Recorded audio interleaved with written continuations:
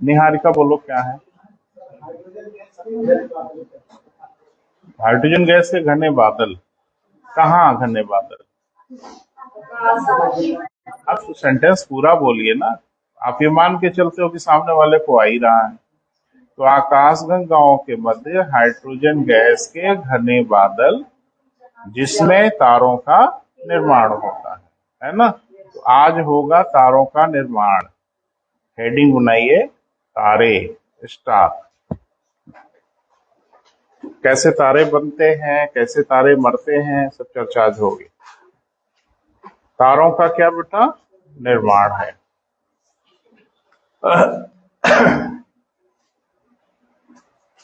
Stars या तारे। तो आखिरकार तारे होते क्या हैं, चर्चा होगी। लेकिन कोई भी तारा जो हो बेटा, जितने भी तारे हैं, उन तारों की एक फीचर है जो कॉमन है। वो तारे हम जानते हैं, नहीं जानते हैं। कुछ तारों को आप जानते हैं?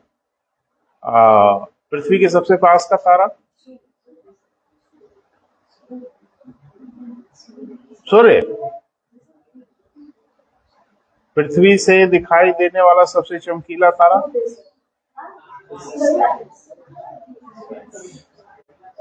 नहीं, तो हंसी मजाक वाला प्रश्न है, ये सब सिविल सर्विसेज के लेवल के नहीं है। पृथ्वी से दिखाई देने वाला सबसे चमकीला तारा सूर्य है। अच्छा, उससे ज्यादा चमकीला कोई दिखाई देता है क्या? तब काहे सोच रहे थे इतना? है बेटा?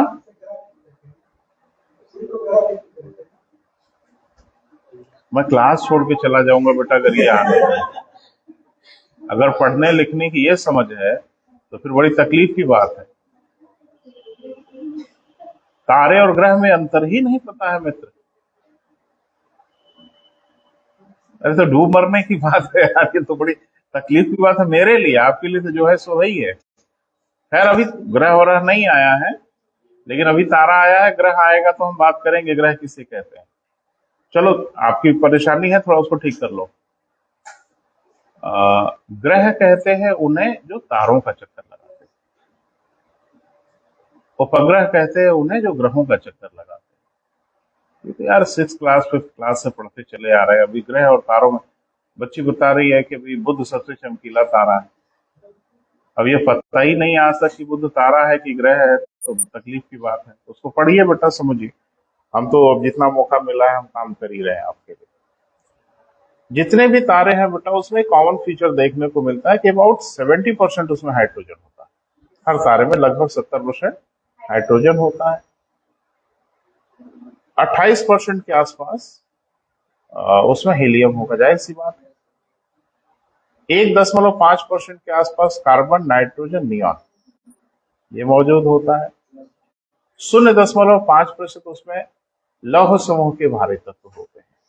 तो ये कैसे बन जाते हैं बेटा? वहां तो सिर्फ हाइड्रोजन थी, तो ये सब कैसे कैसे हो जाता है, थोड़ा उसी को समझने की कोशिश करेंगे। तो पहले हेडिंग बना लें, तारे में गैसों की स्थिति क्या है। तारे में गैसों की स्थिति क्या है, खाली स्थिति लिखो। अभी हम आएंगे बेटा सौर परिवार पर, सोलर सिस्टम पे आएंगे तो आपको हम बताएंगे कि ग्रह किसे कहते हैं, ग्रह बने कैसे, आंतरिक ग्रह कौन है, बाह्य ग्रह कौन है, पार्थिव ग्रह कौन है, जोवियन ग्रह कौन है, काहे इनको ये सब कहते हैं, सब पढ़ेंगे। तब आगे बढ़ेंगे, हम लोग चर्चा करेंगे। बहरहाल तो लिख लो बेटा, पहला 1 2 3 1 के नीचे लिखिए। पहला 70% लगभग क्या बेटा? हाइड्रोजन। तो एक औसत जो तारा होता है बेटा, उसमें लगभग 70% क्या होता है?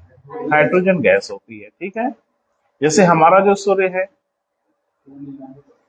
नहीं, इसमें 71% हाइड्रोजन है। तो 1% ज्यादा है ना, इसीलिए हम लोग कहते हैं कि जो हमारा सूर्य है वो थोड़ा नया है, आधुनिक है। अरे गाड़ी की टंकी में आपकी ईंधन अगर ज्यादा है तो इसका मतलब कम चले हैं। गाड़ी की टंकी में ईंधन अगर काफी कम हो गया तो इसका मतलब आप ज्यादा चले हैं तेल भराने के बाद। तो ईंधन ही तो है हाइड्रोजन, और क्या है। अगर जिस तारे के पास ईंधन अभी ज्यादा है, इसका मतलब है कि उसकी उम्र कम है, और जिस तारे के पास हाइड्रोजन कम है इसका मतलब उसकी उम्र ज्यादा है। सूर्य को हम लोग कहते हैं कि एक नया तारा है, अपने बाल्यकाल में है, अभी 1% इतना गुल खिला रहा है ना। आगे बढ़े, ये औसत है बेटा, इन जनरल है, हर तारे में इसी के इर्द गिर्द होगा, आसपास होगा। आगे 28% हीलियम। लगभग कितना बेटा? 28% हीलियम। सूर्य में 28% नहीं है, 26.5% है। तो हीलियम कम का मतलब क्या है कि अभी कम हाइड्रोजन फ्यूज हुई है, फ्यूज होती तो हीलियम बढ़ता। आगे बेटा 1.5%, 1.5%। क्या बेटा? Carbon, nitrogen and neon.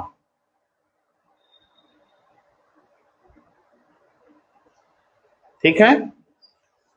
आगे 0.05%, 0.05%। 0.5%, 0.5 नहीं, 0.5% क्या है? लौह समूह के भारी तत्व।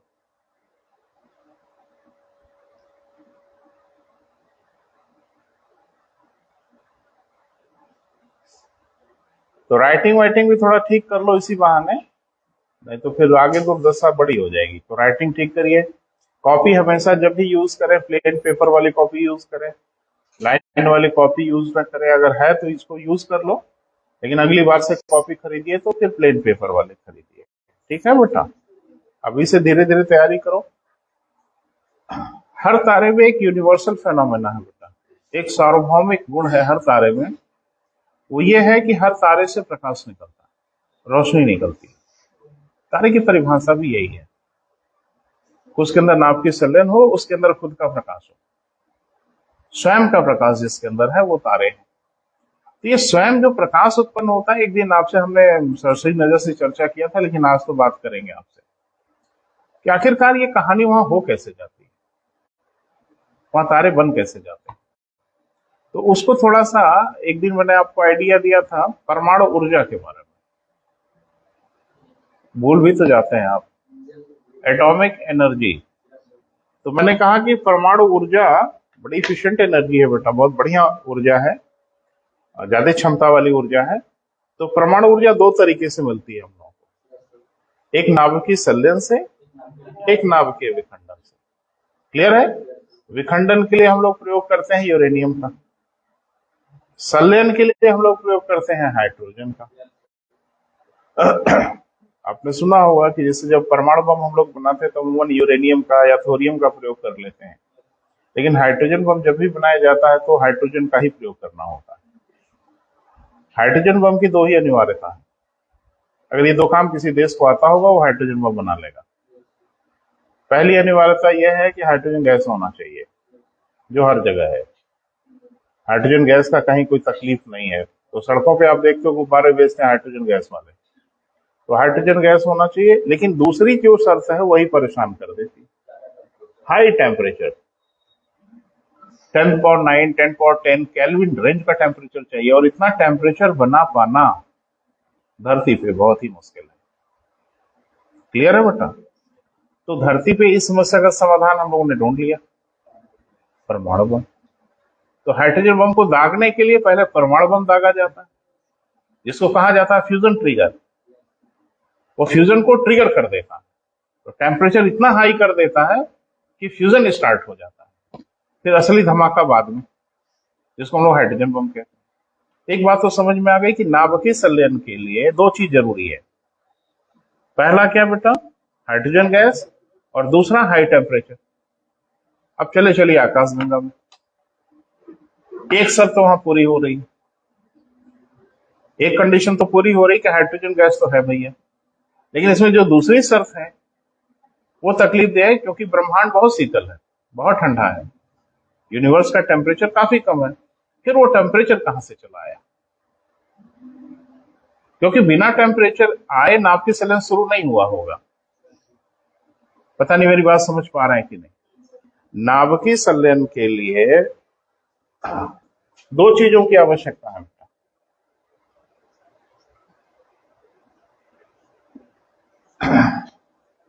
एक हाइड्रोजन और एक हाई टेम्परेचर, यानी उच्च ताप। तो ये तो वहां है, ये नहीं है। धरती पे इस कमी को पूरा करते हैं हम लोग परमाणु बम दाग के।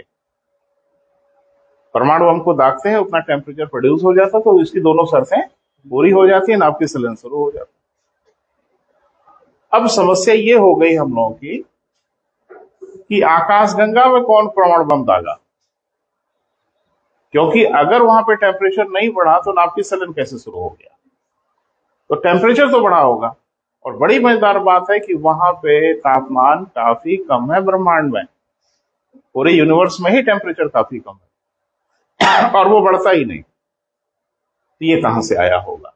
बस इसी को थोड़ा समझना है, और इसको आप समझ लेंगे तो मुझे लगता है तारे का जन्म हो जाएगा, कोई बहुत परेशानी नहीं है। और तारों के जन्म का पूरा एक फेज है, पूरा एक सिस्टम है जो आपको हम अभी बताएंगे कि कैसे कैसे तारे का जन्म होता है। कभी पंप से हवा भरा होगा तो बैरल गर्म होती है, पंप की पाइप गर्म हो जाती है। वो गर्म इसलिए नहीं होती कि फ्रिक्शन होता है, घर्षण होता है। जैसे दिमाग में यही आता है कि बार बार पंप को हम चलाते हैं तो घर्षण होता है जिसकी वजह से गर्म होती है। नहीं नहीं, घर्षण का कुछ हिस्सा होगा, इसमें कोई शक नहीं है, लेकिन वो जितना तेज गर्म होता है, आजकल जो चाइनीज पंप है ना बेटा, मार्केट में उपलब्ध है, इसमें कार वार में भी हवा भर सकते हो आप, बहुत तेज गर्म होता है। छूके देखना, लगेगा कि अरे इतना हाई टेम्परेचर कैसे हो गया इसका। सिर्फ ये कि जब गैसों को कंप्रेस करोगे तो टेम्परेचर प्रोड्यूस हो जाता है, यानी कंप्रेस एयर जो होती है वो गर्म हो जाती है। अब वो सब मत पूछना कि काहे गर्म हो जाती है, लेकिन जब एयर को कंप्रेस करोगे तो उसका टेम्परेचर बढ़ जाता है। न बाहर से उसने ताप लिया, न उसने बाहर ताप दिया, उसका टेम्परेचर रेज हो जाता है। तो ज्योग्राफी में आगे आप लोग पढ़ते हैं, इसको कहते हैं एडियाबैटिक टेम्परेचर चेंज, रोधोष्ण ताप परिवर्तन। अर्षा वर्षा जो भी होता है ना, उसके पीछे सिर्फ और सिर्फ रोधोष्ण ताप परिवर्तन होता है। वो सब कभी आएगा टॉपिक तो हम बात करेंगे। अब चलते हैं बेटा कि वहां आखिर ऐसे कैसे हुआ, तो जरा समझने की कोशिश करिए। एक आकाशगंगा में जो निहारिका है उसमें हाइड्रोजन गैस का डेंस क्लाउड है, घने बादल हैं। और आपने एक ग्रेविटेशन का फार्मूला पढ़ा है कभी, F is equal to G m1 m2 upon r square, where m1 and m2 दो मास है जिनके बीच की दूरी r है। इसके बारे में आपने पढ़ा है कभी कि इनके बीच में जो लगने वाला गुरुत्वाकर्षण बल है वह उनके द्रव्यमान के गुणनफल के समानुपाती है या ना? F is directly proportional to m1 m2 and F is inversely proportional 1 upon r। दोनों को जोड़ दिया तो ये दिखा। r मतलब r स्क्वायर कर लो, क्यूब कर लो, उसे कोई फर्क नहीं पड़ता, लेकिन दूरी के व्युत्क्रमानुपाती है। इससे क्या समझ में आया? आप बताओ बेटा। जैसे ये क्या कह रहा है, कुछ कहानी कह रहा है, कोड भाषा में है कहानी, उस कहानी को आपको समझना है ये क्या कह रहा है।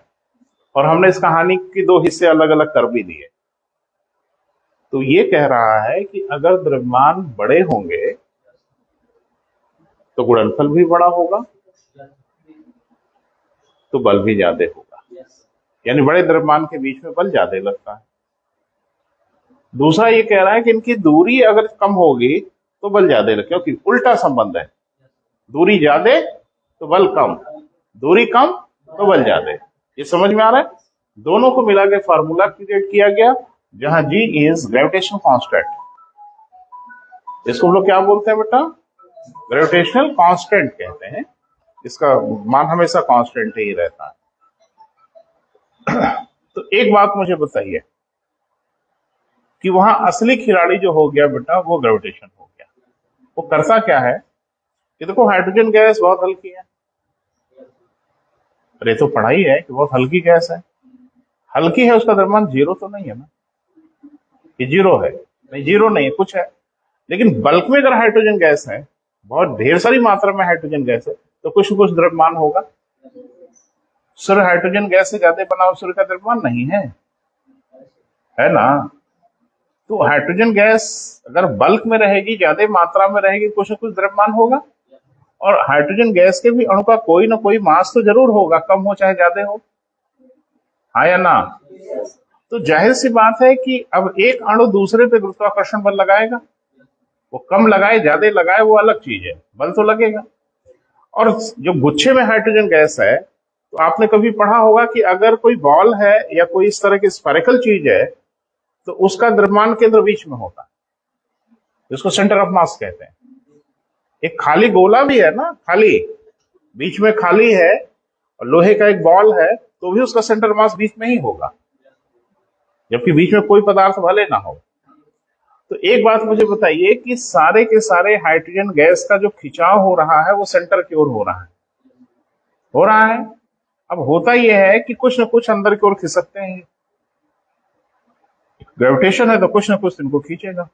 जब इनको खींचेगा तो एक चीज घट जाएगी, क्या? आर, करीब करीब आ जाएंगे ना। द्रव्यमान तो वही रहेगा, लेकिन कम क्या होगा? आर। और आर जैसे ही कम होगा बल बढ़ जाएगा।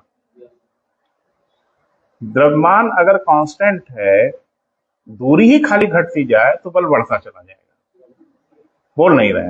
बल बढ़ गया, और करीब आएंगे, फोर्स ज्यादा हो गया, और करीब, फिर बल और बढ़ा, यानी अब गुरुत्वाकर्षण खेल खेलना शुरू करता है और पूरे हाइड्रोजन गैस को और कंडेंस बॉल में कन्वर्ट करता चला जाता है। यानी अब पूरा स्फेरिकल उसको फॉर्मेट में बना देता है, तारा वारा नहीं बना। अभी हाइड्रोजन गैस के गुच्छा बन गया जो स्फेरिकल हो गया, और गुरुत्वाकर्षण उसको हमेशा किधर खींच रहा है? केंद्र की ओर। और वो रुकने वाला है क्या?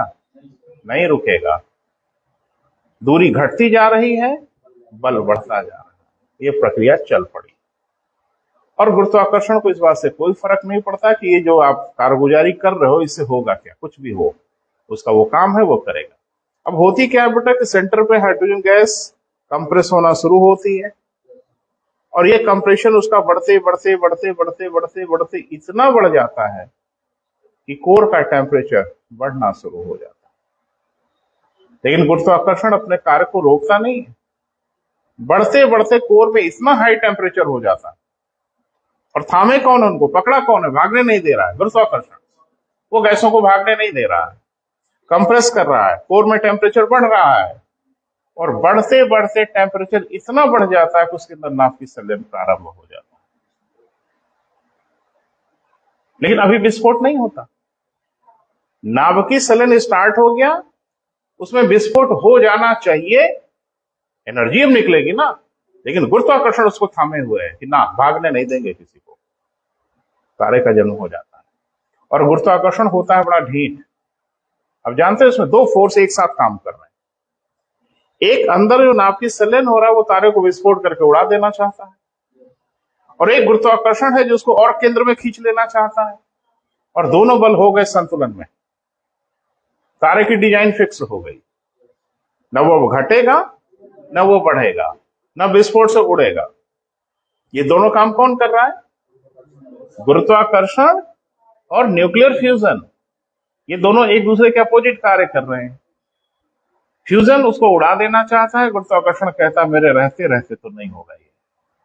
वो हमेशा केंद्र की ओर खींचने की कोशिश कर रहा है, लेकिन उस कोशिश को रोक रहा है कौन? नाभिकीय संलयन। लेकिन एक बात मुझे बताओ ना, गुरुत्वाकर्षण बड़ा धैर्यवान होता है, वो इंतजार करता है कि कब तक बचाएंगे ये। कौन? नाभिकीय संलयन। और नाभिकीय संलयन में होगा क्या? हर क्षण हर पल हाइड्रोजन गैस हीलियम में बदल रही है ना बेटा। सूर्य में करोड़ों टन हाइड्रोजन हर क्षण हीलियम में बदल रही है, तो एक न एक दिन हाइड्रोजन खत्म हो जाएगी ना आपकी। वो दिन चाहे जब आए। सूर्य के बारे में कहा जाता है कि 11 अरब साल लगेगा, 11 अरब साल लगे, 111 अरब साल लगे, करोड़ों अरब साल लगे, लेकिन वो समय तो आएगा ना कि जब आपकी सभी हाइड्रोजन गैस समाप्त हो जाएगी तो फिर एक बार गुरुत्वाकर्षण अपने फॉर्म में आता है और कहता अब कौन बचाएगा, और फिर कंप्रेशन शुरू करता है। ये बीच में जो कंप्रेशन रुका था किस कारण रुका था? नाभिकीय संलयन के कारण। और नाभिकीय संलयन अंतहीन प्रक्रिया नहीं है, एक न एक दिन हर तारे का नाभिकीय संलयन बंद होगा, लेकिन गुरुत्वाकर्षण तो वही इंतजार कर रहा है इत्मीनान से कि जरा काम तो बंद होने दो, फिर बताते हैं। और जैसे संलयन समाप्त होता है फिर संकुचन चालू हो जाता है, और इतना संकुचन होता है कि एक तारे में विस्फोट, और इसको कहते हैं सुपरनोवा, तारे की मृत्यु। तो ये गुरुत्वाकर्षण ही बेटा असली खिलाड़ी है, लेकिन बीच में व्यवधान डालता है कौन? नाभिकीय संलयन। तो कुछ आइडिया लगा? अभी कहानी लिखाएंगे नहीं बेटा, संभव नहीं है लिखाना, उचित नहीं है, ठीक है। समझ में आ गया ना कि एक तारे का जन्म सिर्फ और सिर्फ जो होता है वो गुरुत्वाकर्षण उसका मेन फैक्टर होता है। वो गैसों को कंप्रेस करता है जिससे कोर में टेम्परेचर बढ़ना लगता है। अचानक नहीं बढ़ जाता, इसमें भी करोड़ों वर्ष लगते हैं, लेकिन धीरे धीरे टेम्परेचर तो बढ़ ही रहा है ना, और गुरुत्वाकर्षण है कि अपना काम किए जा रहा है। गैस को आवरण में बांधे हुए भागने, कोई दीवार नहीं है, कोई बाधा नहीं है, कोई आवरण नहीं जो गैसों को रोका गया। गुरुत्वाकर्षण अप्रत्यक्ष आवरण घेर के रखा हुआ। अरे भाई एक बात मुझे बताओ, पृथ्वी के चारों तरफ वायुमंडल है, तो गैसों को क्या किसी दीवार उवार बना के घेर के बैठे हैं? लेकिन घेरे हैं ना, उनको अप्रत्यक्ष दीवार से घेरे हैं, और गुरुत्वाकर्षण की दीवार है जो किसी गैस को भागने नहीं देगी धरती से। तब जबकि धरती 1 लाख किलोमीटर की गति से भाग रही है, लेकिन गैसों को नहीं भागने दिया जा रहा, क्योंकि उनको गुरुत्वाकर्षण रोक के रखा है। बस यही करता है वो वहां पे। क्लियर है बेटा? लेकिन एक तारे का जीवन, माने उसका जीवन कैसे होता है, उसके चरण हैं। जैसे हम लोगों के जीवन के कैसे चरण हैं? 4। कौन कौन से? आप बोल दो भैया। सब ज्ञान है बेटा, कुछ भी पूछ लेंगे आपसे, इसी बहाने चलो थोड़ा याद आ जाए।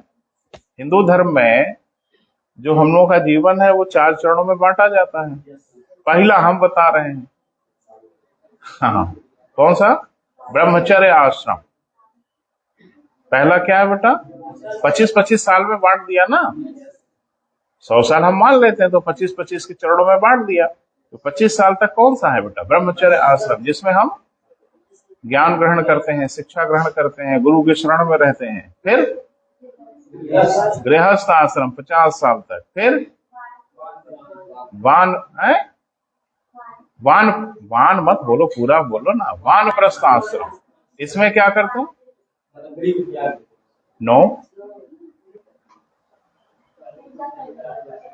नहीं, घर में ही रहते हैं, लेकिन भौतिक चीजों से अब बचने लगते हैं, है ना, कटने लगते हैं, मोह माया से थोड़ा दूर होने लगते हैं।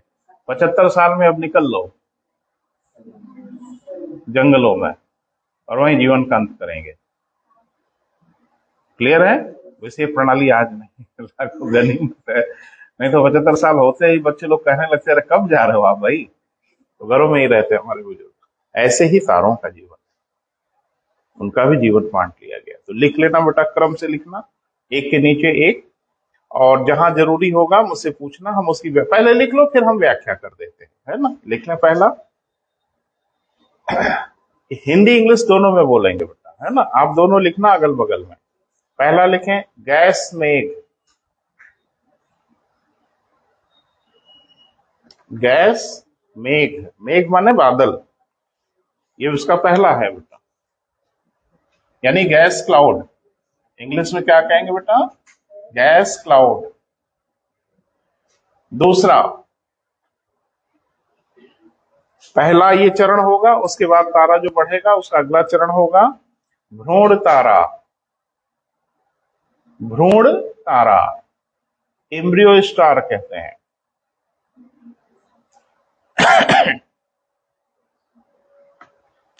भ्रूण तारा हो गया बेटा।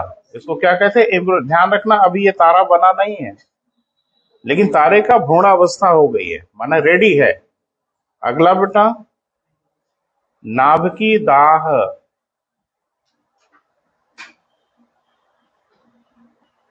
अगला क्या है बेटा? नाभिकी दाह। इंग्लिश में लिखो न्यूक्लियर बर्निंग।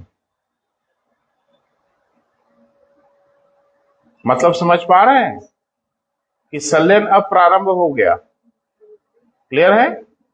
फिर अगला चरण इसका आएगा परिपक्वता, मैच्योरिटी। अगला चरण क्या होगा बेटा? परिपक्वता, जिसको हम लोग क्या बोलते हैं? मैच्योरिटी। ठीक है। और एक बात ध्यान रखना, तारा सबसे अधिक समय तक इसी फेज में रहता है। हाँ, परिपक्वता की अवस्था में उसका जीवन ज्यादा चलता है।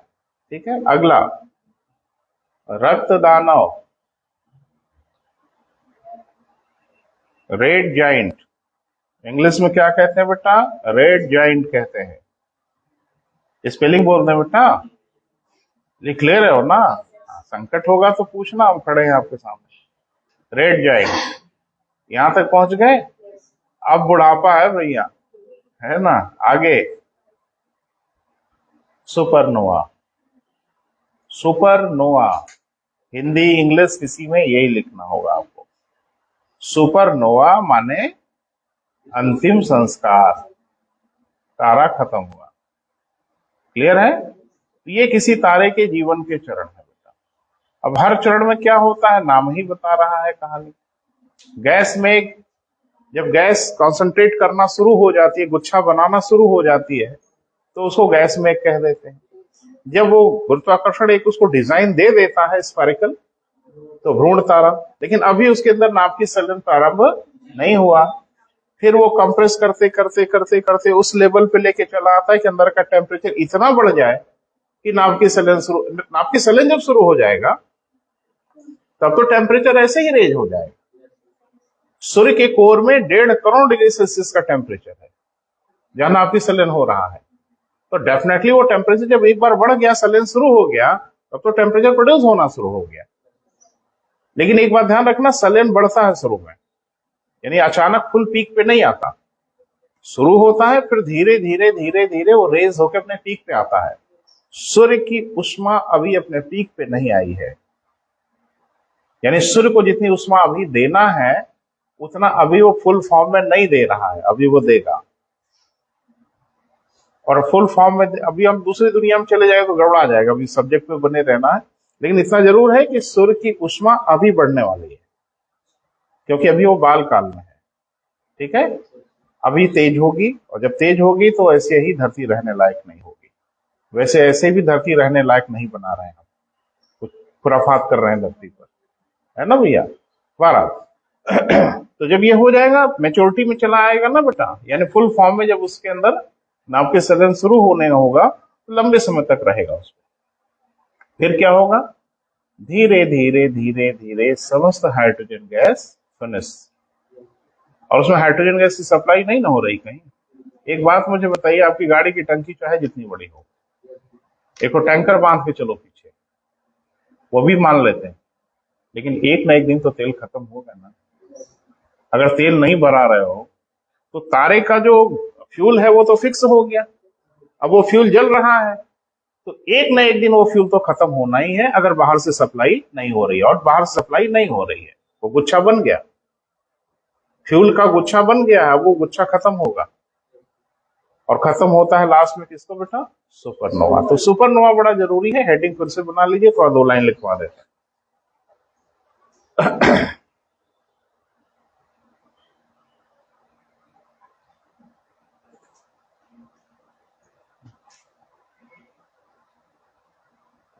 लिखें, नाभिकीय संलयन के ये भी क्वेश्चन खूब पूछा गया है भैया, छोटी छोटी चीजों में सतर्क रहिएगा। किसी तारे की ऊर्जा का स्रोत क्या है? मैंने 2-3 दफा देखा है, उसके अंदर होने वाली नाभिकीय संलयन की अभिक्रिया, और कुछ भी नहीं। नाभिकीय संलयन होता है जिसे तारे से ऊर्जा निकल रही होती है। आगे लिखो बेटा, किसी तारे में नाभिकीय संलयन के कारण धीरे धीरे उसकी समस्त हाइड्रोजन गैस समाप्त हो जाती है। धीरे धीरे उसकी सभी या समस्त हाइड्रोजन गैस क्या होती है बेटा? समाप्त होती है। क्लियर है? तारे में पुनः संकुचन प्रारंभ होता है। किसके कारण? देखो, गुरुत्वाकर्षण कहीं गया नहीं है, गुरुत्वाकर्षण को न्यूट्रलाइज किया गया है। नहीं समझ पा रहे हैं? वो खत्म थोड़ा ही हुआ था, उसको रोका है किसी ने। कहा रुक जाओ भाई, ताकत हम लगा रहे हैं तारे को उड़ा देने के लिए, और गुरुत्वाकर्षण कैसा उड़ाने नहीं देंगे, इसकी आकृति को बिगाड़ने नहीं देंगे। वो थामे रहता है और धैर्य से इंतजार करता है उस पल का जब नाव की सलन खत्म होगा, क्योंकि वो कार्य तो फिर जारी हो जाएगा ना। अभी तो रोका गया है, खाली खत्म थोड़ी हुआ है गुरुत्वाकर्षण, लेकिन जब नाव की सलन खत्म होता है तो फिर स्टार्ट हो जाता है। लिख लें, समस्त हाइड्रोजन गैस समाप्त हो जाती है। लिख लिया बेटा? हाँ, गुरुत्वाकर्षण के कारण तारे में पुनः संकुचन प्रारंभ हो जाता है। गुरुत्वाकर्षण के कारण तारे में पुनः क्या बेटा? पिक्चर क्लियर दिखनी चाहिए, कोई भ्रम नहीं होना चाहिए। अगर भ्रम हो रहा है तो मैं अभी खड़ा हूं आपके सामने। क्लियर है ना बेटा? संकुचन प्रारंभ होता है तथा तारे में विस्फोट हो जाता है।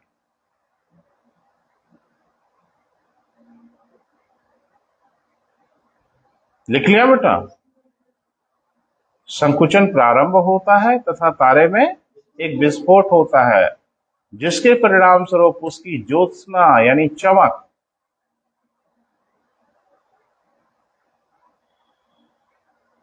हजारों गुना बढ़ जाती है।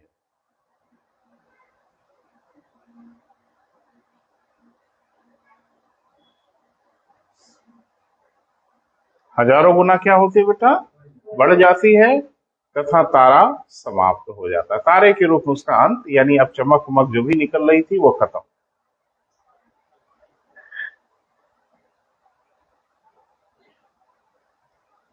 क्लियर है? तो तारा पैदा भी हुआ, मर भी गया 10-15 मिनट में ना। सूर्य की उम्र 11 अरब वर्ष है, अनुमानित उम्र है। 5 अरब वर्ष लगभग बीता है ना? तो इसीलिए कहते हैं ना, कभी तो आधे भी नहीं पहुंचा है तो आधा पहुंचेगा। लेकिन एक बात ध्रुव सत्य है कि सूर्य भी मरेगा एक दिन, 100% गारंटेड है। वो वैसे ही जैसे इस बात की गारंटी है कि हम सब लोग मरेंगे। खराब लग रहा होगा सुन के, लेकिन हकीकत ये है कि मरना सबको है। वक्त वक्त की बात है, कब कौन मरेगा ये अलग बात है। हर तारा इस ब्रह्मांड में, आपको जितने तारे दिख रहे हैं सबको जाना होगा, सब खत्म होंगे, तो ये भी खत्म होगा। तो इसी को लेके बड़ा चिंता में है कि अरे ये खत्म हो जाएगा तो फिर तो लगता है कि 24 घंटा बल्ब ही जलाना पड़ेगा। और सोलर रोलर एनर्जी तो खत्म कहानी है ना? नहीं नहीं, कहानी तो पहले आपकी खत्म होगी। वो ऐसे खत्म होगी कि अभी आपने एक लाइन पढ़ा कि जब सुपरनोवा होगा तो ज्योत्सना हजारों गुना बढ़ जाएगी। थोड़ी देर के लिए चमक बहुत तेज बढ़ जाती है। वो विस्फोट जैसे बम का विस्फोट होता है, तो कुछ क्षण के लिए बहुत तेज रोशनी और धमाका, ऐसा ही होगा कुछ क्षणों के लिए, और फिर हमेशा के लिए खामोशी। तो कल्पना अगर करिए कि सूर्य में सुपरनोवा होता है और सूर्य अपनी चमक को लाखों गुना बढ़ा देता है, फिर आपका क्या होगा? जिस स्थान पे 1 डिग्री का टेम्परेचर होगा वहां 1 लाख डिग्री का टेम्परेचर होगा। अरे भाप बन उड़ जाएगी धरती। ये चिंता की बात नहीं है कि रोशनी कहां से होगी रोशनी वाले ही नहीं रहेंगे तो रोशनी की क्या जरूरत है? तो ये हमारे घर का ऐसा मुखिया है ना बेटा, सूर्य हमारे सौर परिवार का मुखिया है कि वो जिस दिन जाएगा अकेले नहीं जाएगा, पूरा परिवार चलो साथ, है ना भैया? तो कोई चिंता की बात नहीं है। साहब जब तक है तब तक हम हैं, धरती है, साहब के साथ जाएंगे, ये बिल्कुल तय है। क्लियर है? आगे लिखो। हाँ, क्या बोलो, हमसे पूछो ना क्या चाह रहे हो कि हम रह जाए? अरे बात करो बेटा, उसमें घबराने की जरूरत नहीं है। हाँ? नहीं नहीं, अब अपने साहब को मत बोलो भाई, अपने साहब आराम से जाएंगे, आप लोग सुरक्षित रहोगे, घबराओ नहीं। चले, सुपरनोवा के उपरांत क्या होगा बेटा, ये बड़ा महत्वपूर्ण है ना। लेकिन सुपरनोवा के उपरांत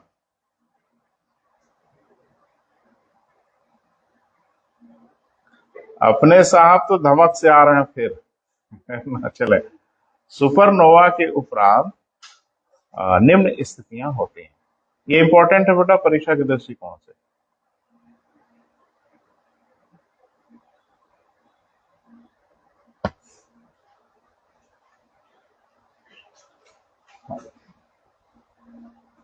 जब सुपरनोवा हो जाएगा, विस्फोट हो जाएगा, तारा मर जाएगा, तो भी कुछ कहानी बची है क्या? तो भी कहानी बची है, और वो कहानी कुछ ज्यादा ही खतरनाक है। मैंने ये सुना है कि जिंदा आदमी उतना खतरनाक नहीं होता, ठीक है। मरने के बाद तो कुछ सीरियल में दिखाता है, बड़े खतरनाक हो जाते हैं, है ना, भूत भूत बन जाते हैं। तो ध्यान से सुनो, तारा जब मरता है ना बेटा, तो बड़ी भयावह स्थिति में जाता है। कई कंडीशन होते हैं उसकी, कई। एक दिन हमने हंसी मजाक में आपको बताया था, तो फिर अब उसको ध्यान से लिखना है। और अच्छा ये लगता है कि इसके बारे में एक भारतीय ने सबसे पहले बताया, सुब्रमण्यम चंद्रशेखर ने सबसे पहले बताया, और जिसके लिए उनको नोबेल प्राइज मिला। लेकिन वो नोबेल प्राइज भारत के हिस्से में नहीं आता। जैसे मदर टेरेसा का जो नोबेल प्राइज है वो भारत की नहीं है, लेकिन आता है भारत के हिस्से में। अरे तो मदर टेरेसा को नोबेल प्राइज मिला ना, तो किसके खाते में जोड़ा जाता है? भारत के। वो भारतीय है मदर टेरेसा? बिल्कुल नहीं है। तो यश चंद्रशेखर भारतीय थे, लेकिन ये खाते में गया अमेरिका के, क्योंकि अमेरिका में इन्होंने अपना काम किया, तो वहीं पे उन्होंने शोध किया, सब कुछ बताया।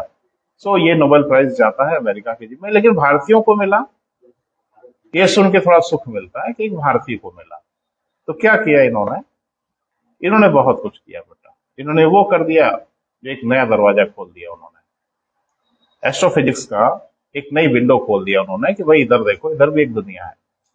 और वहीं से वो सब लॉन्च हो गया जिसको आप पढ़ते हैं कंपटीशन में, चंद्रशेखर सीमा, चंद्रशेखर लिमिट, है ना बेटा। लेकिन पहला हेडिंग बनाओ, चंद्रशेखर सीमा, चंद्रशेखर लिमिट।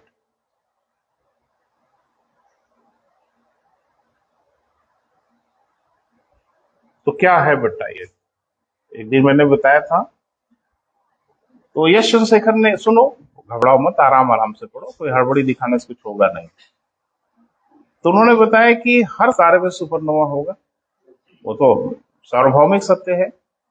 लेकिन सुपरनोवा होने के बाद उनकी परिणति क्या होगी, ये हम बता देंगे तब जब आप उस तारे का द्रव्यमान बता दोगे। तारे का मास कितना है वो अगर बताए तो हम बता देंगे कि मरने के बाद ये क्या होगा। तो उन्होंने एक लाइन खींच दी, उसी लाइन को कहा जाता है क्या बेटा? चंद्रशेखर सीमा। एक लाइन डिमार्केट कर दिया और कहा कि 1.4 ms। ms कौन? मास ऑफ सन। अरे भाई, सूर्य का भी कुछ द्रव्यमान होगा, तो सूर्य के द्रव्यमान को ही सापेक्ष मान लिया गया। अरे हमारे पास का तारा है, इसी को सापेक्ष मान लें। अब कोई तारा सूर्य से बड़ा होगा, या कोई तारा सूर्य से छोटा होगा, या सूर्य के द्रव्यमान के बराबर होगा, और तो कुछ नहीं होगा ना। इस पूरे ब्रह्मांड में अरबों खरबों तारे होंगे, मैं सहमत हूं, लेकिन इस क्राइटेरिया पे हर तारा तो आ ही जाएगा।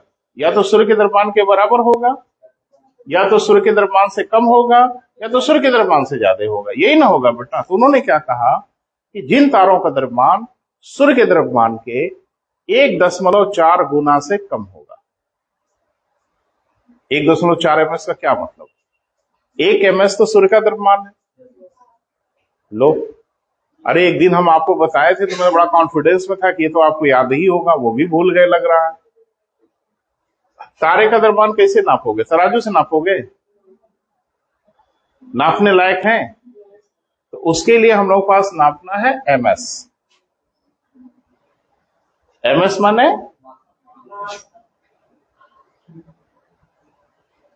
Mass of sun. Mass of सन माने सूर्य का द्रव्यमान। तो सूर्य का द्रव्यमान कितना है बेटा? 1 ms। अब वही हो गया हम लोगों का किलो। कौन? सूर्य। तराजू के ऊपर उसी को रखेंगे। क्लियर है? तो जिन तारों का द्रव्यमान 1.4 ms कहा गया, तो मतलब समझ पा रहे हैं, सूर्य के द्रव्यमान के लगभग 1.5 गुना। और 1.5 होता तो 1.5 गुना हो जाता। तो जिन तारों का द्रव्यमान 1.4 ms से कम होगा, और इसमें सन भी आता है। सूर्य भी तो एक तारा है, तो सूर्य भी तो आएगा उसी में। 1.4 एक है ना भाई, 1.4 ms से कम है। बोल नहीं रहे हैं। और सूर्य ही क्यों, तमाम तारे होंगे जिनका द्रव्यमान 1.4 ms से कम होगा, और वो तारे जिनका द्रव्यमान 1.4 ms से ज्यादा होगा। बोल नहीं रहे। तो या तो इधर, तो 1.4 ms से ज्यादा की तो कोई सीमा ही नहीं। ज्यादा माने तो कुछ भी हो सकता है, 10, 20, 50, 100, 1000, 2000 ms कुछ भी हो। तो ये तो 1.4 ms से कम हो गया।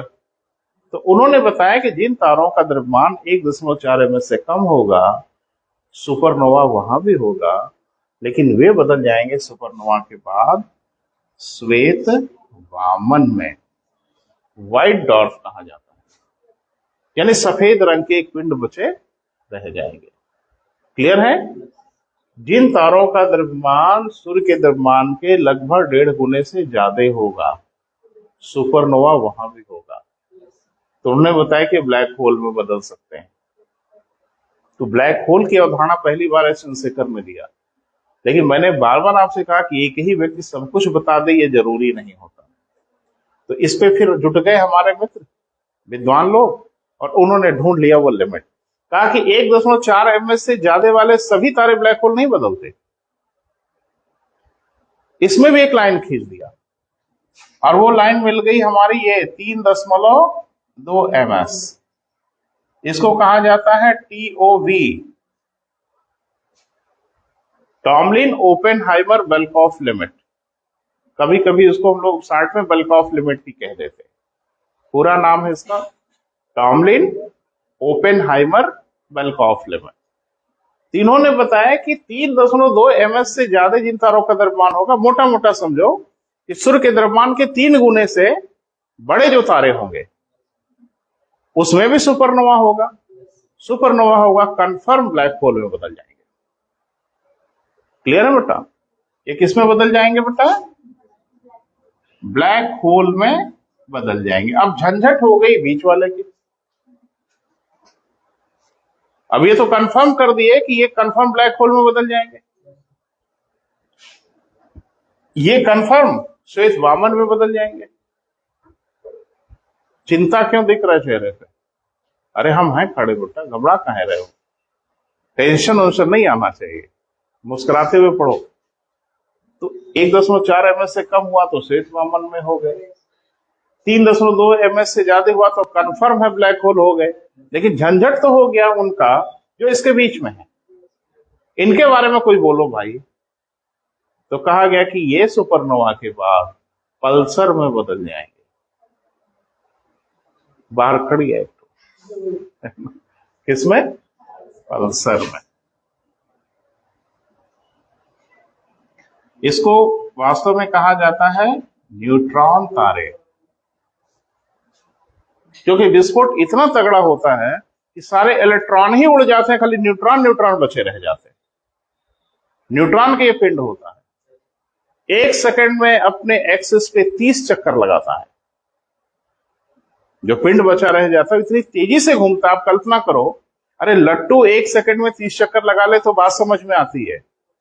इतना एक बड़ा सा पिंड 1 सेकंड में 30 चक्कर लगाता है, बड़ी हाई स्पीड से घूमता है। इसलिए बाइक वाले ने अपनी बाइक का नाम ही रख दिया पल्सर। तो इसको बोलते हैं हम लोग न्यूट्रॉन तारे। तो तय हो गया बेटा, हर सीमा निर्धारित हो गई। हर सीमा में क्या होगा तय हो गया। 1.4 ms से कम श्वेत वामन, 1.4 से 3.2 ms न्यूट्रॉन तारे, 3.2 ms से अधिक ब्लैक होल कंफर्म। क्लियर है? तो थोड़ा सा देख लो। एक वैज्ञानिक थे जिनका नाम था जॉन व्हीलर। 1967 में उन्होंने नाम रखा ब्लैक होल का। यानी जो ब्लैक होल नाम है उस नाम को सबसे पहले किसने दिया बेटा? जॉन व्हीलर ने दिया 1967 में। उन्होंने ब्लैक होल की अवधारणा प्रस्तुत कर दी कि ब्लैक होल नामक कोई चीज है, डिटेल में बात किया। अब ये ब्लैक होल क्या है, थोड़ा सा जानो इसके बारे में। ये ब्रह्मांड के रहस्य हैं, ये ब्रह्मांड के रोमांच हैं, और सिविल सर्विसेज में घेर घार के पूछ लेते हैं। जरा इनकी डिजाइन देख लो, जॉन व्हीलर वगैरह नोट कर लेना, हम यहीं पे दिखाते ना तो किनारे दिखेगा नहीं।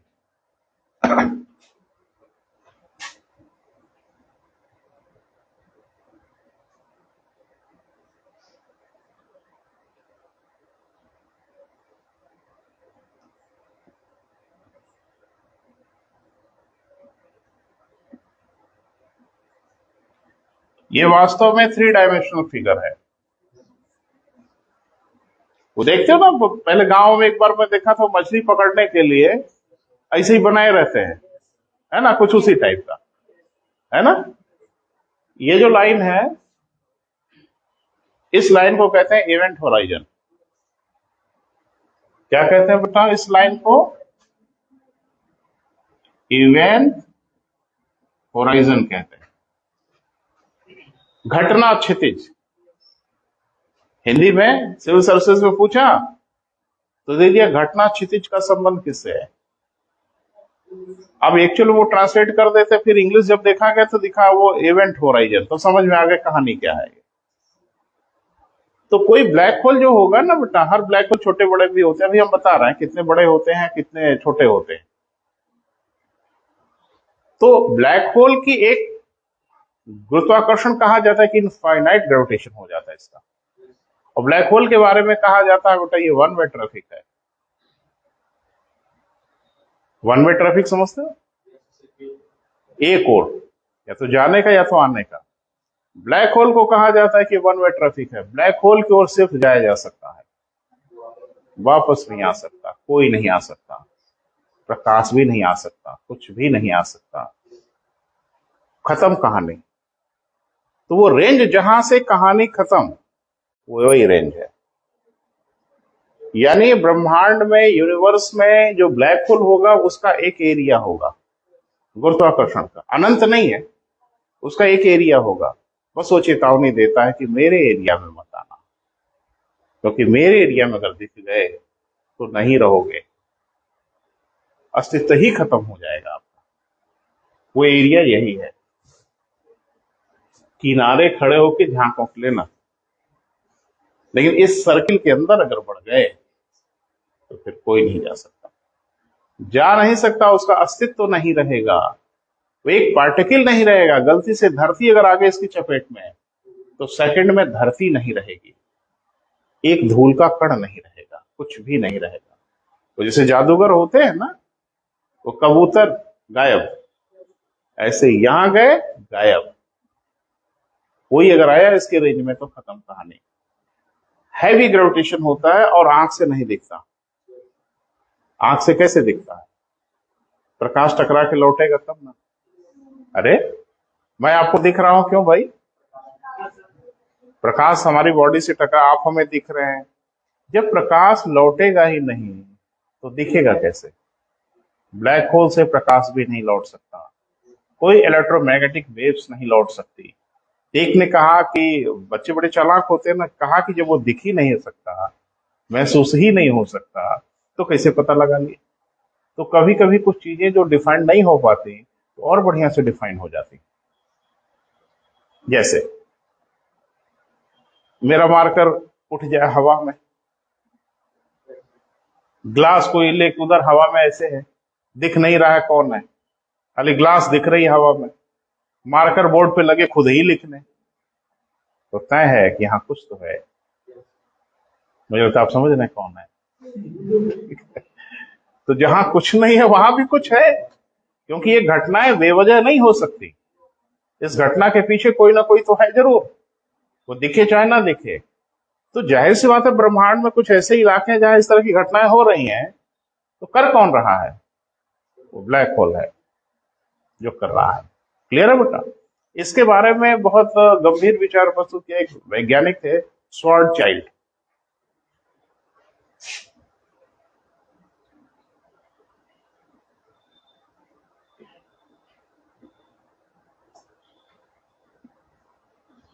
टेढ़ा मेढ़ा नाम है उनका, स्वार्ड चाइल्ड वैज्ञानिक का नाम है।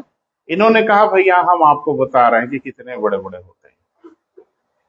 तो उन्होंने कहा कि ब्लैक होल का जो इवेंट होराइजन है, इवेंट होराइजन समझ रहे हो, उसकी बाउंड्री, गुरुत्वाकर्षण का एक रेंज जिसके अंदर वो धरेगा, उसके बाहर वो नहीं पकड़ने वाला। तो ये क्या है बेटा, इवेंट होराइजन, पकड़ लेगा। क्लियर है। इन्होंने बताया कि जो भी ब्लैक होल होते हैं उनका इवेंट होराइजन का जो रेडियस है उन्होंने बता दिया, इसीलिए उसको कहा जाता है स्वार्ड चाइल्ड रेडियस। कल को पूछेगा स्वार्ड चाइल्ड रेडियस का संबंध किससे है, ब्लैक होल से है। इन्होंने ब्लैक होल के रेडियस बताने के लिए अपने ही नाम का प्रयोग कर लिया, और नाम क्या रखा बेटा, स्वार्ड चाइल्ड रेडियस। इन्होंने बताया कि ब्लैक होल का जो रेडियस होता है, स्वार्ड चाइल्ड रेडियस, 6 किलोमीटर से लेके, 6 किलोमीटर कोई बहुत बड़ा एरिया नहीं है, 6 किलोमीटर से लेके 50 से ही होता है। अलग अलग ब्लैक होल का स्वार्ड चाइल्ड रेडियस अलग अलग होता है, लेकिन ये 6 किलोमीटर से लेके 50 से ही होता है। ये तो समझ रहे हो ना, यानी पृथ्वी से सूर्य के बीच की दूरी का 50 गुना। बड़ा सरप्राइज लग रहा है भाई, लिख लो। लिखें, बारी बारी से लिखें। तो अभी कुछ हेडिंग बनाया है, चंद्रशेखर सीमा, हाँ लिखें। भारतीय खगोलविद या वैज्ञानिक लिख लो अगर तकलीफ हो रही तो। भारतीय वैज्ञानिक सुब्रमण्यम चंद्रशेखर ने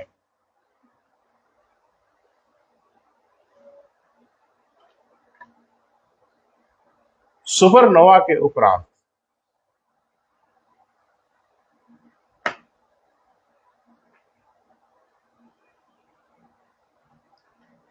तारों की क्या स्थितियां होंगी पर प्रकाश डाला।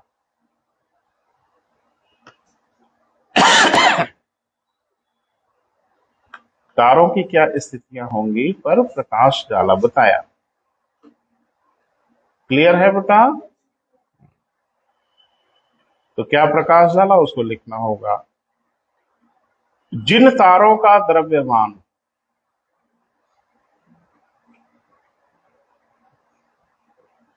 1.4 ms, ms नहीं समझ पा रहे हो तो ब्रैकेट में जरूर लिखना, सूर्य का द्रव्यमान है ना बेटा, 1.4 ms से कम होगा। ये सब ध्यान से सुनो। जिन तारों का द्रव्यमान 1.4 ms से क्या बेटा कम होगा, वे सुपरनोवा के उपरांत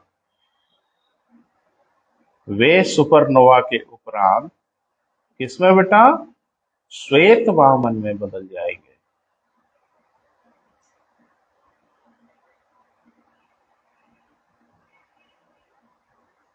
किसमें बेटा, श्वेत वामन में बदल जाएंगे। तो सूर्य किसमें बदलेगा सुपरनोवा के बाद, जाहिर सी बात है 1 ms है तो 1.4 ms से कम है। तो सूर्य में अगर सुपरनोवा होगा तो किसमें कन्वर्ट होगा बेटा, श्वेत वामन। वो ब्लैक होल ना बनेगा, ना न्यूट्रॉन तारा बनेगा, वो कन्वर्ट हो जाएगा किसमें बेटा, श्वेत वामन। ऐसे बहुत तारे हैं। अगला लिखो बेटा, न्यूट्रॉन तारे, पल्सर ब्रैकेट में जरूर लिख लेना।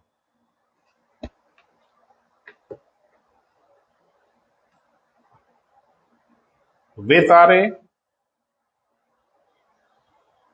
जिनका द्रव्यमान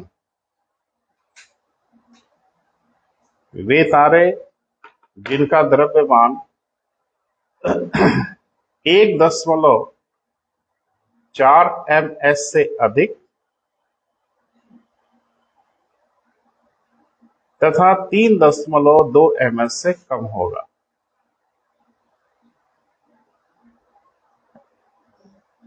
3.2 ms से क्या बेटा कम होगा, वे सुपरनोवा के उपरांत न्यूट्रॉन तारे में परिवर्तित हो जाते हैं।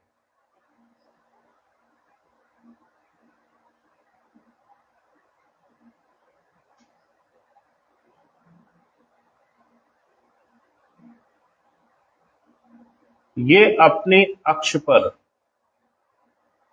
एक्सिस पर अत्यधिक तीव्र गति से चक्कर लगाते हैं। ये अपने एक्सिस पर अत्यधिक तीव्र गति से क्या करते हैं बेटा, चक्कर लगाते हैं।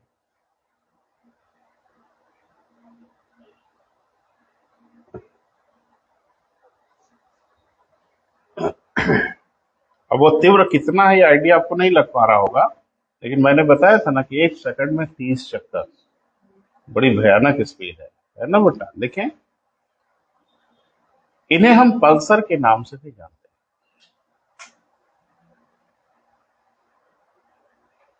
इन्हीं को हम लोग न्यूट्रॉन तारा कहें या क्या बेटा, पल्सर कह दें।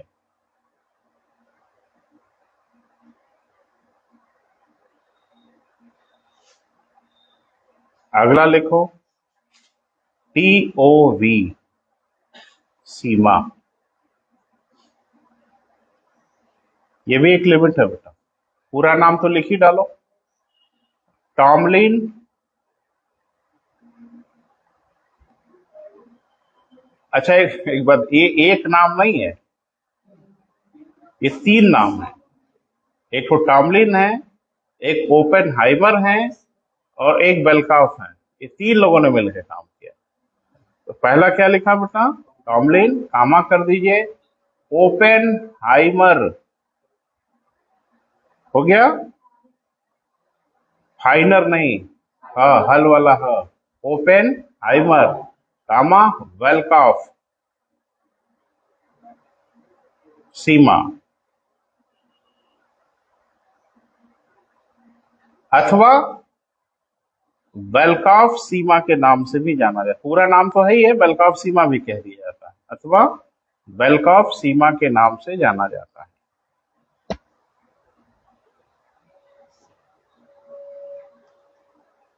तो क्या है बेटा, लिख लो जरा शब्दों में। जिन तारों का द्रव्यमान, जिन तारों का द्रव्यमान 3.2 ms से अधिक होगा,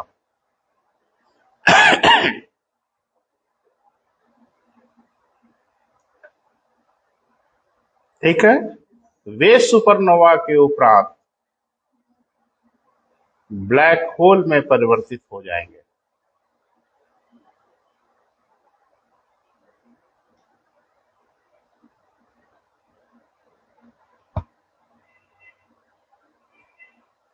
ठीक है बेटा। तो अभी घबराइए मत, थोड़ा ब्लैक होल के बारे में लिखना पड़ेगा, कंपटीशन पूछ रहा है बहुत। तो ब्लैक होल का नाम किसने दिया, जॉन व्हीलर ने।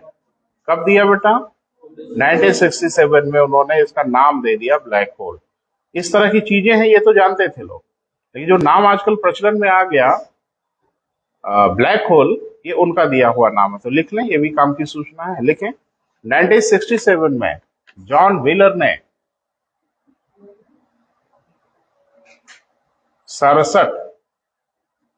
1967 में जॉन व्हीलर ने इसे ब्लैक होल का नाम दिया।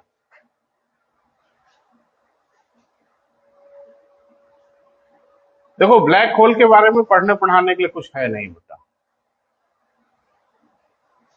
ब्लैक होल के बारे में बहुत कुछ है, कुछ भी नहीं है, क्योंकि जिसके बारे में हमारी जानकारी ही नहीं है कुछ, उनके बारे में क्या पढ़ाया जाए। लेकिन एक बात समझ लेना, ब्लैक होल वो फिनोमेना है जहां धरती के विज्ञान के हर नियम के चिथड़े उड़ जाते हैं, परखच्चे उड़ जाते हैं।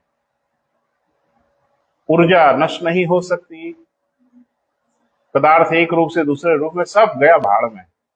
वहां भौतिक के सारे नियम ठेंगे पर होते हैं, कोई नियम ही नहीं होता, विज्ञान के परखच्चे उड़ जाते हैं, वहां सब चीज गायब हो जाती है।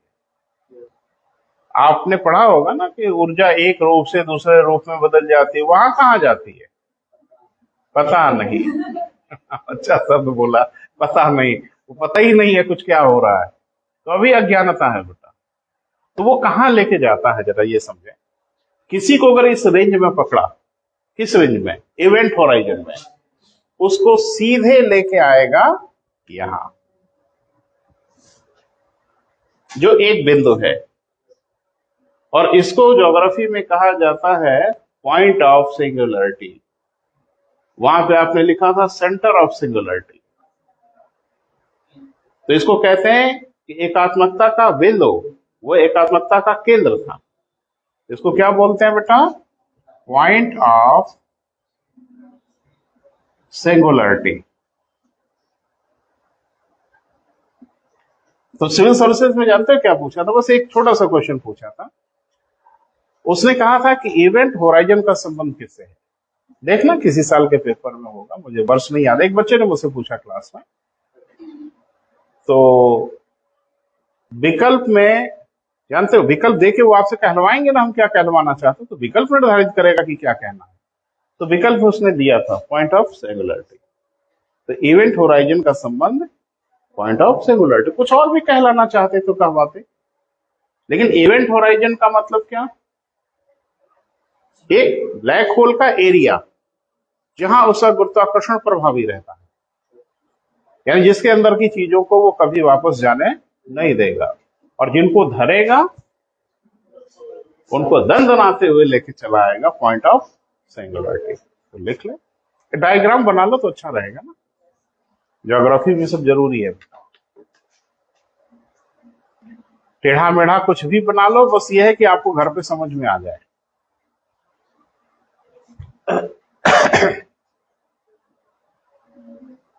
चलो बनाओ, कुछ भी बनाओ, बस ये है कि आप समझ पाओ क्या है। उल्टा शंकु समझो। एक शंकु होता है ना, बस उसका उल्टा समझ लो।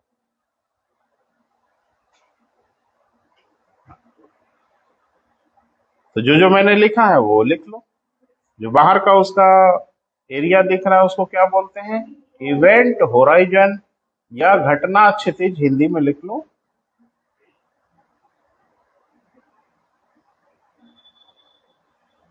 अब क्षितिज तो हम लोग वो कहते हैं बेटा जहां से सूर्यास्त होता है, सूर्योदय होता है।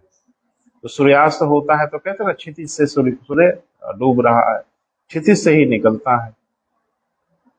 सागर में देखोगे, कभी समुद्र यात्रा पे रहो तो पानी में से निकलेगा, पानी में डूब जाएगा। तो उस समय वाटर का जो लेवल है वही क्षितिज बना हुआ है, उसी से ऊपर निकलेगा, उसी से नीचे चला जाएगा। आगे बेटा,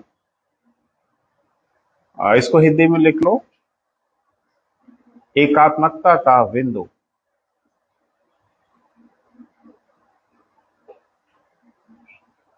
एक ने कहा सर कितना ऐसा गुरुत्वाकर्षण होता होगा? अरे हम ही सबसे बड़े वैज्ञानिक दिख रहे धरती पर, किसी वैज्ञानिक की औकात ही नहीं कुछ बताने की। एक ने कोशिश किया, कहा कि इसकी डेंसिटी लगभग इनफाइनाइट होती है। यानी यहां अगर आप किसी पदार्थ की कल्पना करें कि फलाने पदार्थ से बना हुआ हो तो उसका घनत्व इनफाइनाइट, और अगर घनत्व इनफाइनाइट तो फिर ग्रेविटेशन भी इनफाइनाइट। अरे भाई अगर डेंसिटी उसकी इनफाइनाइट हो गई तो डेफिनेटली ग्रेविटेशन भी इनफाइनाइट हो जाएगी। एक ने कहा फिर भी कुछ ऐसा बताएं कि हमको समझ में आए थोड़ा सा। एक ने समझाया, कहा कि अगर ब्लैक होल का एक चम्मच पदार्थ मिल जाए,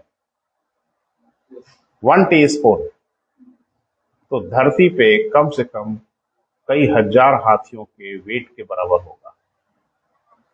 जस्ट 1 टीस्पून। तो उसकी डेंसिटी इतनी हैवी है, पदार्थ भारी अपने मास से नहीं होता। रुई इतनी ढेर सारी होती है, कहां भारी होती है, लेकिन उतना लोहा रहेगा तो फिर तो आफत हो जाएगी। तो डेंसिटी किसी चीज को भारी बनाती है ना बेटा। उसके एक चम्मच में ही इतने पदार्थ हैं कि हजारों हाथियों के वेट के बराबर होगा। एक कल्पना है, क्योंकि पदार्थ पदार्थ कौन जाएगा लाने भैया। ये तो संभव ही नहीं है लिटरली, लेकिन एक कल्पना की बात है। इतना जरूर समझ लें कि बहुत अजीब सा एक माहौल है जिसपे आज भी कौतूहल है, आज भी रहस्य है, आज भी रोमांच है। लेकिन एक बात तय है बेटा कि हर आकाशगंगा में थोक के भाव में है ये, और हर आकाशगंगा का जो सेंटर है वहां एक सुपर मासिव ब्लैक होल है, एक बहुत बड़ा ब्लैक होल है, और बीच बीच में स्टेलर ब्लैक होल है, छोटे छोटे ब्लैक होल है। और ब्लैक होल वही है कि बस इंतजार करते हैं कोई तो आ जाओ मेरे रेंज में, खेल खत्म। क्लियर है? कुछ समझ आया? पल्ले पड़ा? आगे लिख लें, स्वॉर्ड चाइल्ड रेडियस। हेडिंग बना लीजिए उसी में छोटा सा, स्वॉर्ड चाइल्ड रेडियस।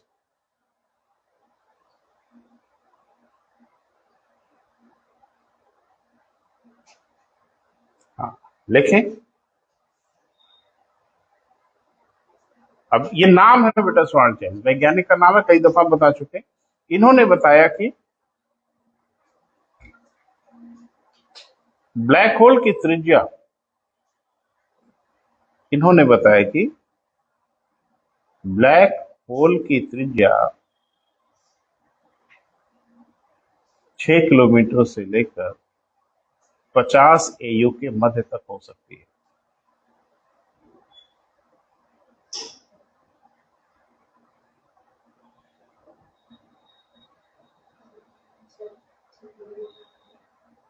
पचास क्या बोले थे?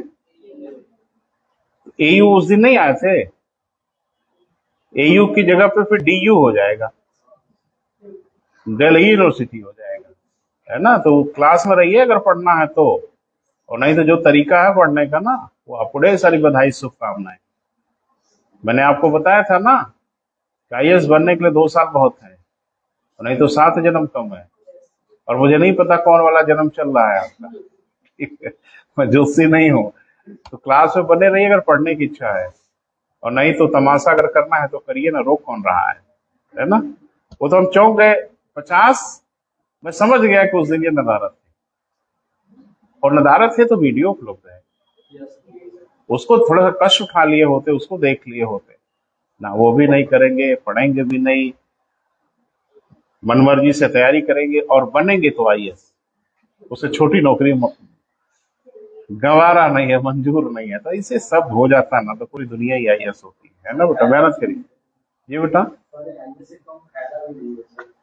नहीं फायदा है ऐसा नहीं है, लेकिन ये कि अब सपने तो IAS के ही है ना सबके। चले आइए आगे बढ़े। तो कहां तक बोला बेटा?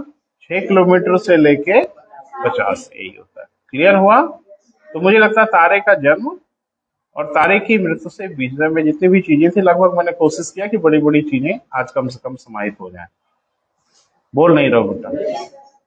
अरे जन्म भी दे दिया, मार भी दिया भाई, खत्म कर दिया तारों वारों को, है ना, सब हो गया। तो अब हम लोग आगे बढ़ेंगे। हेडिंग बना लीजिए, तो हेडिंग बना लो, शुरुआत कर देते हैं, फिर चर्चा करेंगे जैसे ही मौका मिलेगा। सोलर सिस्टम धीरे धीरे आ रहे हैं बेटा। अभी सोलर सिस्टम पे आएंगे, फिर पृथ्वी पे आएंगे, फिर पृथ्वी पे आके धरती पे उतर जाएंगे, फिर धरती पे घूमेंगे, भूगोल पढ़ेंगे, है ना।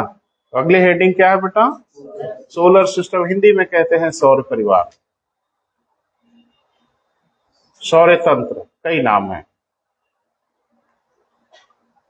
तो आज थोड़ा बात करेंगे बेटा, 5 मिनट आपको एक आइडिया देंगे, क्योंकि बड़ा टॉपिक है, इस पे समय लगेगा मुझे 4-5 दिन का। लेकिन सुने आप, ब्रह्मांड कैसे बन गया, अच्छा बुरा कुछ एक आइडिया लग गया हम लोगों को। तारे कैसे बन गए, वो भी एक आइडिया लग गया हम लोगों को। लेकिन ग्रह कैसे बने, इसका आइडिया अभी नहीं। और एक बात तय है कि ग्रह भी बने ही होंगे, ग्रह अगर हैं तो बने होंगे। इसके भी पीछे पड़ गए हम लोग। आखिरकार ये ग्रह कैसे बने होंगे? तो ग्रह बनने के लेके तमाम विचारधाराएं आई वैज्ञानिकों की। कुछ उन वैज्ञानिकों की विचारधारा जिन्होंने शुरू में दिया, और कुछ उन वैज्ञानिकों की विचारधारा जिन्होंने लगभग 20वीं या 21वीं सदी में अपनी अवधारणा प्रस्तुत की। तो जाहिर सी बात है, जो हाल में प्रस्तुत किए होंगे उनका भरोसा थोड़ा ज्यादा होगा। तो शुरू में जिन्होंने प्रस्तुत किया होगा उनका भरोसा थोड़ा गड़बड़ था। तो ध्यान से सुना, ये जो सोलर सिस्टम बना होगा बेटा, ये भी तो बना ही होगा ना। धरती तो हाइड्रोजन गैस नहीं है, ये भी किसी न किसी तरीके से बनी होगी। तो थोड़ा सा सुनो। ग्रहों के निर्माण के लिए 2 थ्योरी हैं प्रचलन में, और एक बात समझ लेना, किसी एक ही चीज के लिए दो विपरीत सिद्धांत अगर आ रहे हो, एक बात तो तय है कि सही दोनों नहीं है, क्योंकि सही चीज के लिए सिर्फ एक थ्योरी होती है। ये फैन है, कुछ लोग कह रहे हैं कि ये सर AC लग रहा है, कुछ कह रहे ना सर ये तो कूलर है, कुछ कह रहे ये पंखा है। तो देयर इज समथिंग रॉन्ग, यहां तो कुछ गड़बड़ है। एक सुर में जब सब कहें कि पंखा है तो कंफर्म पंखा है। लेकिन अगर ग्रहों के निर्माण के बारे में हम आप नहीं बेटा, विद्वानों के बीच में अगर 2 राय है तो कुछ तो गड़बड़ है। कुछ कहते हैं मोनास्टिक थ्योरी, इंग्लिश में कहा जाता है कि ग्रहों के निर्माण के जो उन्होंने सिद्धांत दिया उस, अरे क्या लिख रहे हो बेटा, सुन लो। ग्रहों के निर्माण के बारे में कुछ विद्वानों की जो राय है वो कहते हैं कि ग्रहों का जो निर्माण हुआ उसके लिए जो सिद्धांत दिए गए उस सिद्धांतों को कहा जाता है मोनास्टिक थ्योरी, अद्वैतवादी सिद्धांत। और कुछ विद्वानों ने कहा कि नहीं नहीं, ड्यूअलिस्टिक थ्योरी, यानी द्वैतवादी सिद्धांत। इसका मतलब मैं आपको समझा दूं, कुछ वैज्ञानिकों का मतलब था कि एक ही चीज से, कोई एक ही चीज से सूर्य और ग्रह वगैरह सब बन गए। तो जिन वैज्ञानिकों को यह मानना था वो चले गए उस खेमे में, मोनास्टिक वाले में। और कुछ का मानना था कि नहीं नहीं, दो चीजों की प्रतिक्रिया स्वरूप, कोई ना कोई दो पिंड या कोई ना कोई दो ग्रह या कुछ ना कुछ ऐसा जरूर था कि दो तारे या कुछ भी, जिनके प्रतिक्रिया स्वरूप ग्रहों का निर्माण हुआ। तो उनको बोला जाता है क्या बेटा, ड्यूअलिस्टिक थ्योरी। और ध्यान से रखना, यही सिद्धांत आजकल ज्यादा स्वीकार्य है। कौन सी? Dualistic theory. सिविल सर्विसेज ने पूछा Otto Schmidt stellar dust hypothesis निम्न में से कौन सा सिद्धांत? आपको क्या लगता है, बड़ा पहाड़ और छोटा पहाड़ पूछ के छोड़ेंगे आपको, बुद्धि गुम कर देंगे आपकी, है ना। और जो अपने आप को बहुत बड़े विशेषज्ञ समझते हैं वो बोल के उनकी सांस फूलती है। बच्चों की तो छोड़ ही दो, सबको अपनी औकात बताते हैं। तो थोड़ा डिटेल में रहो बेटा, ताकि अगर कंपटीशन टफ हो तो हम जीत के निकलें, और नहीं तो फिर खेल बिगड़ जाएगा। इस पे हम चर्चा करेंगे आपसे, लेकिन अभी खेल खराब करने की जरूरत नहीं है, सब गड़बड़ हो जाएगा, ना इधर रह जाएंगे ना उधर रह जाएंगे। लेकिन इतना जरूर सुन लें कि हम लोगों के जीवन में एक बड़ा प्यारा सा शब्द है जिसका हम लोग खूब धड़ल्ले से प्रयोग करते हैं, परिवार। तो उसको तो हम लोग फैमिली कहते हैं। तो परिवार में कौन कौन होता है? अब जिसका जैसा परिवार है ना, उसमें कौन सा यूनिवर्सल फेनोमेना है। लेकिन जरा मैं कुछ बोल रहा हूं, मुझे रिस्पॉन्स करिएगा। किसी के परिवार में माता पिता है, उनके 3 बच्चे हैं, 1-2 बहनें हैं, वो रहती है, और उसमें एक आदमी और रहता है। तो मान लो मोहल्ले वाले आपसे पूछते हैं कि भाई आपके परिवार में कितने लोग हैं? तो आप कहोगे 3 हम लोग भाई, 1 मेरी बहन और माता पिता। बोल नहीं रहे हो, यही ना बोलोगे? फिर वो पलट के पूछेगा कि आपके परिवार में एक जगह और दिखाई देते हैं, वो कौन है? जब वो कई सालों से रह रहे हैं तो हम बता देते हैं प्यार से, वो हमारे परिवार के सदस्य नहीं है, वो हमारे अतिथि हैं, वो हमारे गेस्ट हैं, है ना। वो गेस्ट 50 साल रह जाए आपके घर, वो गेस्ट ही रहेंगे, वो अतिथि ही रहेंगे। हाँ, प्यार से हम लोग कह देंगे कि हमारे परिवार के सदस्य जैसे ही है। जैसे काहे बोला? बोलना था ना कि मेरे परिवार के सदस्य है, नहीं है, वो अतिथि हैं परंतु मेरे परिवार के सदस्य जैसे हैं, है ना। अच्छा, आपके बड़े भाई अमेरिका में रहते हैं, बिल गेट्स माइक्रोसॉफ्ट में जॉब करते हैं, बहुत अच्छी नौकरी करते हैं, और आपसे अगर पूछा कि आपके परिवार में कितने लोग हैं तो उसका नाम नहीं बताओगे, मुझे तो उसका सबसे पहले बताओगे, है ना। मैं क्या कह रहा हूं जरा समझने की कोशिश करना। मैंने ये कहा कि हमारे परिवार में एक ऐसा सदस्य है जो रातों दिन मेरे सर पे सवार रहता है, लेकिन वो फिर भी मेरे परिवार का सदस्य नहीं है। और मेरे परिवार के एक सदस्य जो बहुत दूर है, और वो तो ये भी कहता है कि अब इंडिया आएंगे ही नहीं कभी, यही अमेरिका की नागरिकता लेंगे, यही रहेंगे, फिर भी शान से कहते हैं कि हमारे परिवार का सदस्य है। हमारे सौर परिवार में ऐसे ही कुछ लोग हैं तो, लेकिन उन्हें कभी हम अपने परिवार का सदस्य नहीं कहते। और कुछ बड़े लायक लोग हैं हमारे परिवार के, सौर परिवार के, जो बहुत दूर हैं, और कुछ तो इतने दूर हैं कभी लौट के नहीं आते, लेकिन हम बड़े शान से कहते हैं वो हमारे परिवार के सदस्य हैं। तो पहले तो हम ये चाह रहे हैं ना बेटा कि परिवार के जो सम्मानित सदस्य हैं उनका तो नाम लिख ही लिया जाए, है ना। फिर देखा जाए, लिखें, एक लाइन तो लिख लो। सौर परिवार में यानी सोलर सिस्टम में, अरे भाई शुरुआत मुखिया से करो, घर के मुखिया जो है उनका नाम पहले लिखो, नाराज हो जाएंगे। लिखे हमारे सौर परिवार में सूर्य, उनके 8 ग्रह, उपग्रह, क्षुद्र ग्रह, ऑब्लिक अवांतर ग्रह। क्षुद्र ग्रह ऑब्लिक क्या बेटा? अवांतर ग्रह, अवांतर। हो गया? इंग्लिश अगर लिखना चाहें तो लिख सकते हैं एस्टेरॉइड्स।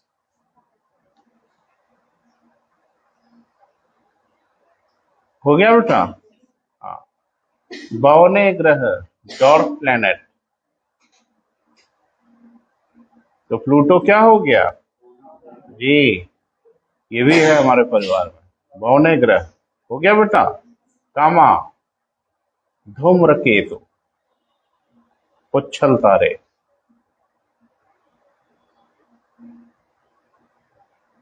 ठीक है? अच्छा एक चीज बताओ, चंद्रमा हमारे सौर परिवार का सदस्य है? अरे लिखा पढ़ी में है बेटा, इसे काहे बोल रहे हो? है ना, चंद्रमा हमारे सौर परिवार का सदस्य है। मैंने क्या बोला? सूर्य 8 ग्रह है, तो ग्रह अपने उपग्रहों के साथ, तो चंद्रमा पृथ्वी का उपग्रह है ना। लेकिन एक बात मुझे बताओ, कम से कम हजारों उपग्रह तो वो होंगे जो हमने छोड़े होंगे, आर्टिफिशियल। जोड़ते हैं, कहते हैं नालायक बाहर के हैं, ये हमारे परिवार के हैं नहीं। लेकिन वो भी तो धरती का चक्कर लगाते हैं ना, उनको हम कभी शामिल नहीं करते अपने परिवार में। चंद्रमा इकलौते हैं मामा जी, है ना, इनको हम शामिल जरूर कर लेते हैं। और वही जो धूम्रकेतु है ना बेटा, ये बहुत दूर के सदस्य हैं, बहुत दूर चले जाते हैं और कभी कभी तो लौट के भी नहीं आते, लेकिन फिर भी हम इनको अपने परिवार का सदस्य कहते हैं। ठीक है? इस पे विस्तार से बात करनी पड़ेगी बेटा, एक एक सिद्धांतों पे चर्चा करनी पड़ेगी। तो आज हम अपनी बात यही समाप्त करें बेटा, फिर जैसे हमको मौका मिलेगा हम आपसे बात करेंगे। ठीक है? बस रिवाइज करते रहिएगा, पढ़ते रहिएगा। थैंक यू बेटा।